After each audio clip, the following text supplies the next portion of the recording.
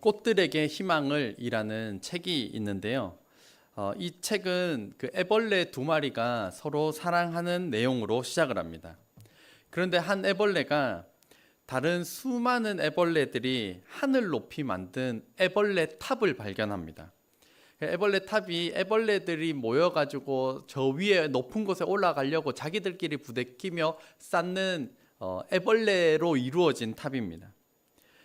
가장 높은 곳에 가면 좋은 것이 있을 거라고 생각하면서 점점 더 높은 곳으로 올라가는데, 더 높이 올라가고 싶은 욕심에 다른 애벌레들을 짓밟고 경쟁하면서 올라갑니다.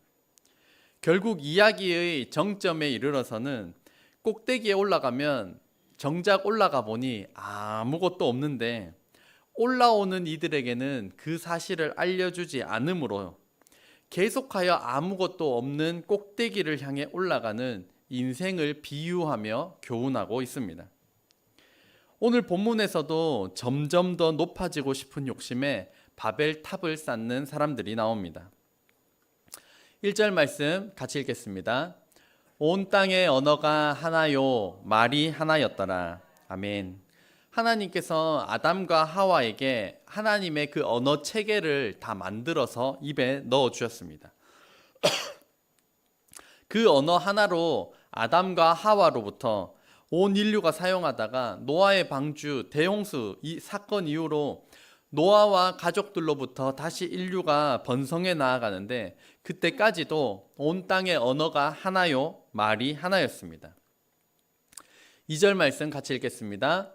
이에 그들이 동방으로 옮기다가 시날 평지를 만나 거기 거류하며, 10장에서 이어지는 관점으로 살펴보면 이 바벨탑, 이 시날 평지에 와서는 하나님을 대적하고 자신을 주인 삼는 인간 중심의 사상을 지닌 자들이 이 시날 평지에 머무르게 됩니다. 평지라는 지역은 높은 산은 당연히 없을 것이고, 이 수천 년 전인 그때 높은 건물은 없는 정말 평지인 곳을 한번 머리에 그려 보시기를 바랍니다. 그곳에서 이런 일이 벌어진 겁니다. 같이 읽겠습니다. 서로 말하되 자 벽돌을 만들어 견고히 굽자 하고, 이에 벽돌로 돌을 대신하여 역청으로 진흙을 대신하고. 그래서 누구 한 사람의 주도적인 것이 아니라 서로 말하는 겁니다. 서로 지금 한 마음 한 뜻이 된 것입니다. 자, 우리가 벽돌을 만들어 견고히 굽자. 너도 나도 우리가 같이 힘을 합쳐 이 탑을 쌓는 것이 목적이었습니다. 4절에도 말합니다. 같이 읽겠습니다.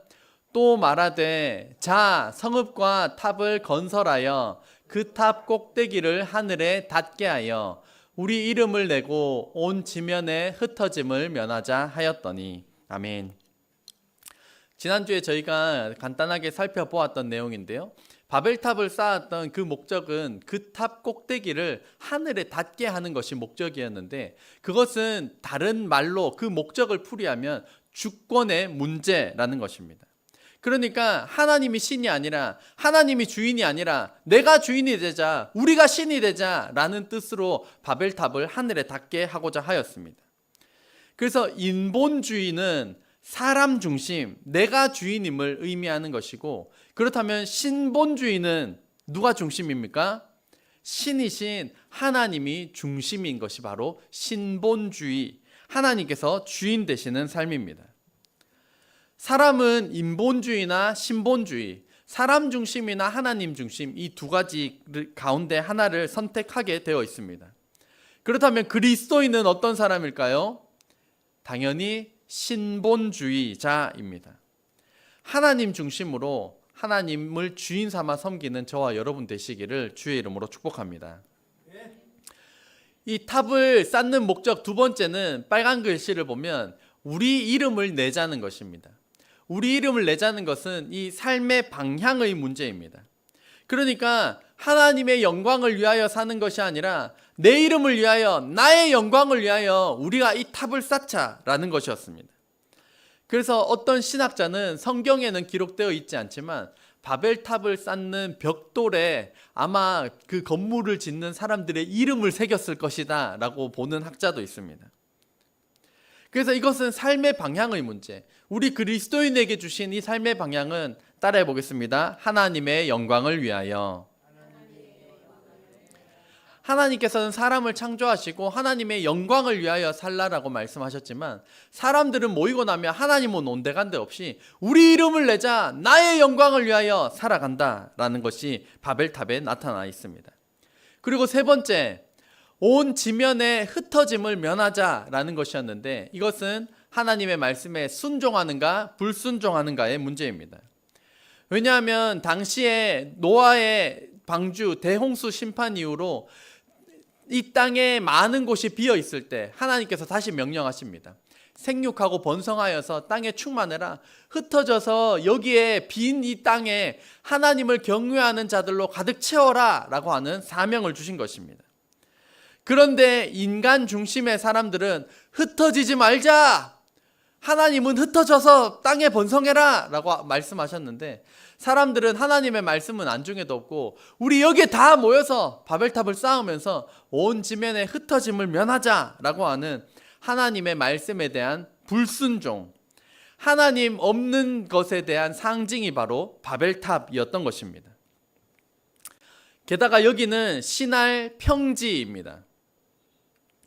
평지에서 바벨탑을 지었으니까, 바벨탑을 지을 때 부서지게 얕게 지은 것이 아니라 목적이 하늘에 닿게 하자는 것이었으니까, 아주 웅장하고 크고 높은 것을 떡하니 세워놨으니까 아주 먼 곳에서도, 저게 뭐야? 아주 먼 곳에서도 보일 만큼 대단한 탑을 지었던 것입니다.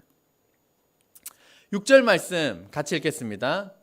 여호와께서 이르시되 이 무리가 한 족속이요 언어도 하나이므로 이같이 시작하였으니 이후로는 그 하고자 하는 일을 막을 수 없으리로다. 아멘.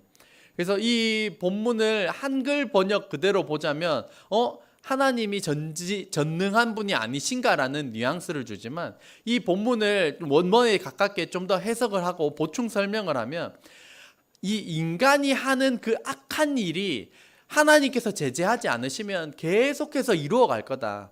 이 인간 안에 있는 이 악함이 계속 이루어질 거다. 그래서 하나님께서 제재해야겠다라고 말씀하시는 것입니다. 하나님께서 제재하시는 방법, 그 전에 대홍수를 통하여서 전 인류를 물로 심판하셨기 때문에, 무지개를 통하여서도 약속을 주셨기 때문에 더 이상 물로 심판하는 일을 하지 않으시면서 어떻게 그 방법을 마련하셨을까? 7절 8절입니다. 같이 읽겠습니다. 자, 우리가 내려가서 거기서 그들의 언어를 혼잡하게 하여 그들이 서로 알아듣지 못하게 하자 하시고, 여호와께서 거기서 그들을 온 지면에 흩으셨으므로 그들이 그 도시를 건설하기를 그쳤더라. 아멘. 제가 어릴 때 이 바벨탑 사건이 나오는 영화를 본 적이 있는데 제목도 모릅니다. 그냥 그 장면만 딱 기억하고 있는데, 바벨탑 사람들이 막 모여가지고 바벨탑을 막 쌓는 겁니다.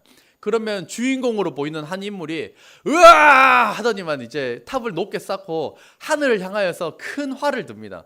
큰 활을 들고 우리가 우리의 이름을 내자, 왜 하나님만 신이냐라고 하면서 하늘을 향하여서 화살을 빵 딱 쏘면, 그 영화에서는 어떻게 표현하냐면, 이게 화살이 하늘로 샥 올라가면 갑자기 하늘이 캄캄해지면서 우르릉 쾅쾅 우르릉 쾅쾅 하더니만 갑자기 언어가 다 갈라지는 것으로 영화에는 표현해 놓았습니다. 저희로 따지자면 한국말만 하다가 갑자기 누가 모시모시 모시모시, 일본어거든요. 여보세요 모시모시, 한쪽에서는 웨이 중국어로 여보세요거든요. 한쪽에서는 헬로우 뭐라고요? 여보세요? 그러니까 건물을 함께 짓는 사람들이 전문적인 언어로 대화를 해야 되고 소통을 해야 하는데, 하나님께서 언어를 흩으셨기 때문에 언어에 맞는 사람들끼리 더 이상 함께 일할 수가 없어서 맞는 사람들끼리 다 같이 흩어지도록 하나님께서 하셨다라고 하는 사건이 바로 이 바벨탑 사건이었습니다. 오늘 본문을 통해 우리에게 주신 말씀은, 첫째, 같이 읽겠습니다. 하나님은 언어의 창조자이십니다. 하나님께서는 바벨탑을 쌓는 사람들을 흩으시는 방법으로서 아담과 하와 첫사람에게 언어 체계를 만들어서 넣어주셨던 것처럼 바벨탑 쌓는 이들을 비폭력적인 방법으로 언어를 흩으심을 통하여서 이들을 흩으셨습니다. 아무 토대도 없이 새로운 언어를 만든다는 것은 인간에게 불가능한 영역입니다. 신조어들, 새로운 언어들, 그 새로운 단어들 이런 것들은 우리가 만들 수 있을지언정 새로운 언어 체계를 만든다는 것은 정말 신비의 영역입니다. 그런 생각을 해보았습니다. 한국어와 중국어를 섞어서 만든 한중어를 만든다면, 한국어와 일본어를 섞어서 한일어를 만든다면 만들 수 있을까요?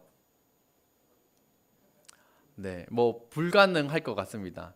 니혼징입니까? 뭐 한국구 됐을까? 뭐 여러 가지 언어가 있겠지만 심혈을 기울여 만든다고 할지라도 그것이 우리의 언어가 되기에는 불가능할 것이고, 설령 만들었다 할지라도 소수의 사람들만 쓰다가 버려지는 언어, 없어지는 언어가 될 것입니다. 하지만 언어의 창조자 하나님께는 불가능한 영역이 없으십니다. 그래서 그 영어 공부하시는 분, 토익 공부하시는 분, 다른 나라의 언어를 공부하시는 분들은 여기서 진짜 이놈의 바벨탑 사건만 없었더라도 내가 이런 언어 공부를 안 해도 될 텐데 라고 마음을 먹으시는 분도 있으실 텐데요. 혹시 주원 형제 동의하시나요? 이놈의 영어! 토익 공부, 단어 공부 열심히 하고 있거든요.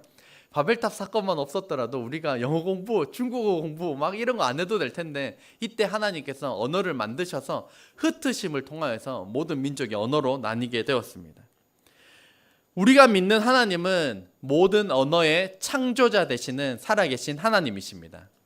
믿으시면 아멘 합시다. 두 번째입니다. 본문을 통해 주시는 말씀은 같이 읽겠습니다. 하나님은 사건을 통해 사람을 다듬으십니다. 사람을 다듬으십니다. 사람의 가진 언어의 습관, 언어의 태도를 다듬으십니다. 하나님께서는 이 바벨탑 사건을 통하여서 언어를 흩으심으로써 그들을 통치하시고 그들을 다듬으셨습니다. 신약으로 넘어오게 되면 제자들이 예수님께서 승천하시고 오직 기도하기에 힘쓸 때 성령의 충만함을 받아 방언이라는 언어를 통해서 모인 공동체를 하나 되게 하셨습니다. 하나님께서는 흩으시며 다듬으시기도 하셨고 하나 되게 하심으로써 다듬기도 하셨습니다. 사람의 말은 곧 그 사람의 인격을 대변합니다. 그래서 저희도 기분 나쁜 일이 있으면 대부분은 그 사람의 말, 그 사람의 태도, 여기에서 다 기분이 나쁘고 다 상해집니다. 말을 거칠게 하는 사람은 행동도 거칠고, 말을 품위 있게 하는 사람은 행동도 품위가 있습니다. 그래서 말은 그 사람의 인격이고 그 존재를 나타냅니다. 그래서 성경에는 성경 말씀이 곧 하나님이다 라고 말씀합니다. 요한복음 1장 1절 같이 읽겠습니다. 태초에 말씀이 계시니라. 이 말씀이 하나님과 함께 계셨으니 이 말씀은 곧 하나님이시니라. 아멘. 말씀은 곧 하나님이고 하나님은 곧 말씀입니다. 하나님의 말씀을 무시하면 하나님을 무시하는 것과 같고, 저의 말을 무시하면 저를 무시하는 것과 같습니다. 자녀를 훈육을 하는데 자녀가 저의 말을 무시하면 저의 말을 무시한 것이지만 그것이 곧 저를 무시한 것과도 동일합니다. 그래서 말은 곧 그 존재와도 같습니다. 말을 품위 있게 선한 영향력의 도구로 잘 사용하고 계신가요? 아니면 어휴 입만 아니면 막 이렇게 입을 치시나요? 말은 언제 다듬어질까요? 오늘 성경을 보면 사건을 통해 다듬어진다는 것을 볼 수가 있습니다. 오늘 본문에는 바벨탑이라고 하는 큰 사건을 통하여서 사람들의 언어가 바뀌었고 하나님께서 그들을 다듬으셨습니다. 우리도 사건을 통하여서 우리의 언어 생활, 우리의 인격, 우리의 삶이 변해갑니다. 말 때문에 사랑하는 사람의 마음에 대못을 박아서 그 사람이 이 말로 인하여서 눈물을 흘리고 통곡을 하게 된다면, 자신의 생각 없이 말하는 태도로 인하여서 심각한 문제가 벌어지고, 아이고 내가 왜 그랬을까, 아이고 내가 왜 그랬을까, 땅을 치고 전전긍긍하고 식음을 전폐하고, 어이구 이놈의 입이야 막 가슴을 치고 이렇게 하면 그 사람의 말이 변하게 됩니다. 사람은 사건을 통하여서 말이 바뀌고 성품이 변하고 인격이 변하게 됩니다. 그래서 하나님께서는 사건을 통하여서 사람을 다듬으시고 그 사람의 언어를 다듬어 가십니다. 그래서 우리말에 속담이 있습니다. 말 한마디로 뭘 갚습니까? 천냥 빚을 갚는다는 것입니다. 어릴 때는 말로 뭘 하냐고 했지만 성장하면 성장할수록 말을 어떻게 하느냐에 따라서 진짜 천냥 빚을 갚을 수도 있고, 오늘 사랑하는 친구가 내일의 원수가 될 수도 있는 것이 이 말의 태도다. 어떻게 말을 하느냐가 너무나도 중요하다. 최근에 어떤 일, 어떤 사건을 겪으셨습니까?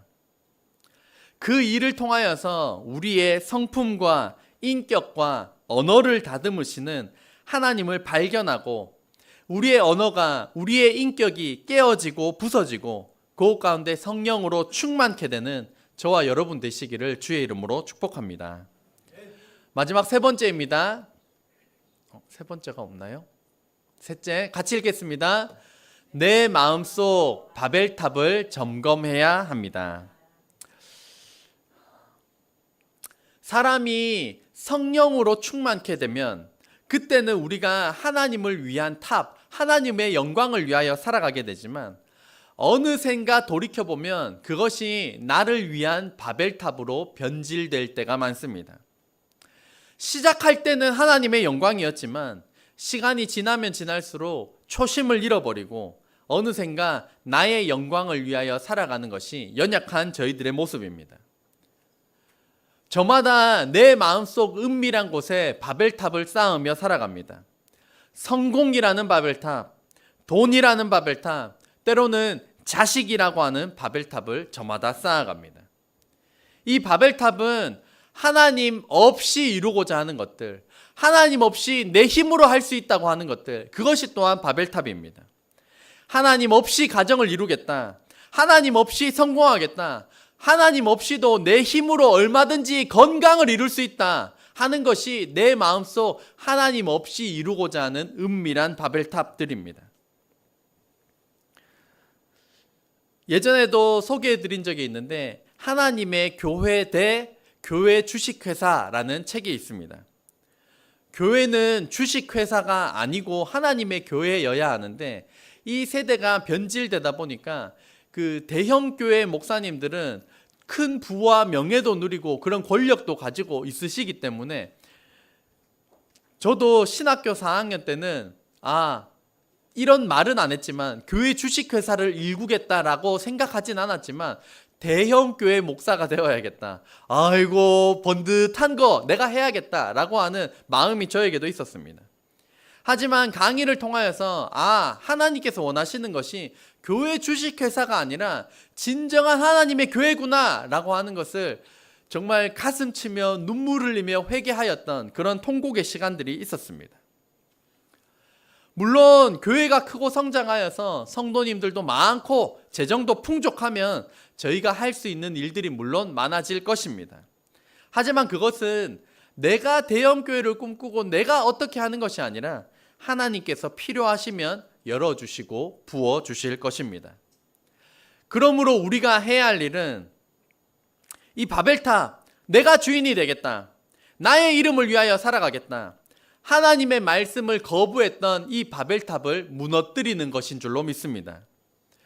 내 마음의 은밀한 이 바벨탑은 무너뜨리고 하나님을 내 인생의 진정한 주인으로, 그리고 내 삶의 방향과 목적이 하나님의 영광이라는 것으로 분명히 세워지고, 무엇보다 주의 말씀을 기준 삼아 이 말씀에 순종하는 저와 여러분, 그리스도인이 되어가는 저와 여러분 되시기를 주의 이름으로 축복합니다. 기도하겠습니다.